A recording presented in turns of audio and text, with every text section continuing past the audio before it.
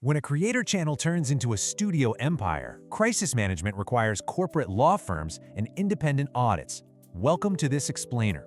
Today, we're diving into the stark reality of what happens when a massive digital footprint suddenly has to operate like a traditional corporate entity. It's about what happens when those two very different worlds inevitably collide. Let's formally unpack how MrBeast LLC navigated this major transition through the lens of objective corporate crisis management. Today we'll be covering an empire in crisis, the timeline of the allegations, the independent audit, the published investigative findings, and finally, the implementation of their new HR reforms. Section 1. An empire in crisis and the growing pains of a creator studio. So we first have to look at the systemic issue here, which is rapid creator growth clashing with corporate reality. Jimmy Donaldson, you probably know him as MrBeast, built this massive enterprise out of a YouTube channel he started as a teenager. Today, it has roughly 700 employees. But with that kind of hypergrowth, well, it brings intense scrutiny on a company's internal culture and their operational standards. And this detail brilliantly illustrates the friction point between internet creators and corporate governance. There was a 36-page internal onboarding document circulated among employees, and it reportedly included the line, "It's okay for the boys to be childish." You can see how a boys will be boys startup culture is going to inevitably clash with strict corporate HR requirements as a channel scales up into a sprawling global empire. It essentially sets the stage for the structural vulnerabilities that surface later on. This legal standard, FMLA, or the Family and Medical Leave Act, became a major focal point. A former employee actually filed a lawsuit alleging she was expected to work through labor, even claiming she had to join a team meeting right from her hospital bed. Now, in response, the company strongly refuted this. They called it false and shared a screenshot of her signature confirming she had received their FMLA policies.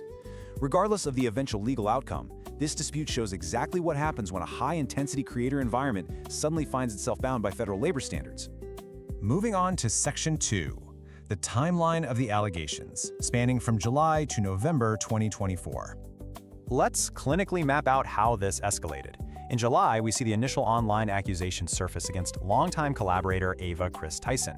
By August, it became a full corporate crisis, prompting an internal memo and the official hiring of an outside law firm, Quinn Emanuel. And finally, this process culminated in November with the public release of the firm's findings. Which brings us to a really critical question.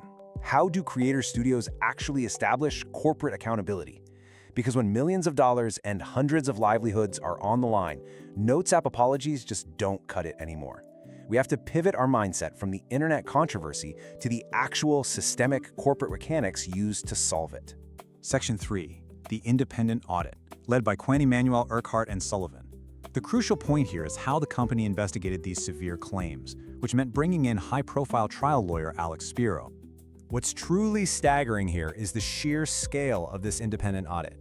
Over 3 months, investigators conducted 39 interviews with current and former employees. And get this, they reviewed over 4.5 million documents and messages across Slack, Discord, and SMS. Literally millions of messages. This wasn't just some quick internal review. It was a massive, data-driven legal audit designed to establish the facts across a vast digital footprint. During this turbulent period, Donaldson released a statement maintaining a strictly factual posture. He noted he was focused on hiring an independent third party to conduct a thorough investigation to ensure he had all the facts. By stepping back and handing the reins to an unbiased legal team, the company utilized a textbook corporate crisis management strategy. They needed to ensure the eventual findings would actually be viewed as credible. Section 4. The published investigative findings. Let's examine the objective legal conclusions released in November.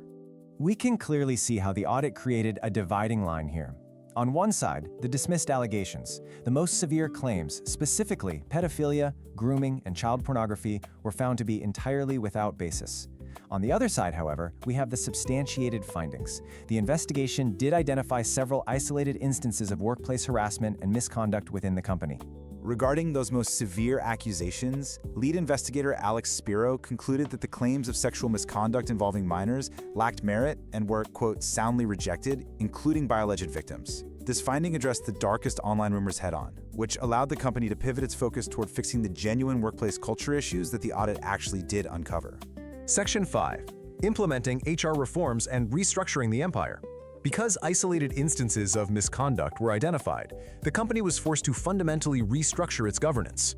These concrete steps represent a rapid transition from that YouTube startup mentality to a truly accountable corporate infrastructure. Based on the firm's recommendations, they fired the implicated individuals, but more importantly for their long-term survival, they're completely overhauling their executive suite, hiring a new CEO, chief people officer, CFO, and general counsel.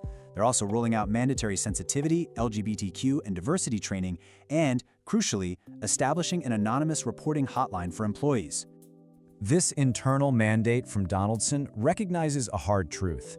Their essential policies had dangerously lagged behind their immense commercial success. Acknowledging the need to create a culture that makes all employees feel safe is the necessary first step in aligning a massive global workforce with standard corporate compliance. So, the key takeaway from this explainer is this. When creator economies scale into empires, survival requires institutional reform, not just public apologies. Formal governance is really the only viable shield when digital empires face existential crises. Which leaves us with a pretty provocative thought.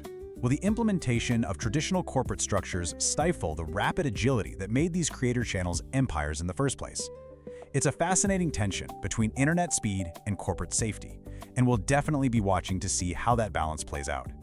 Subscribe to follow every dossier.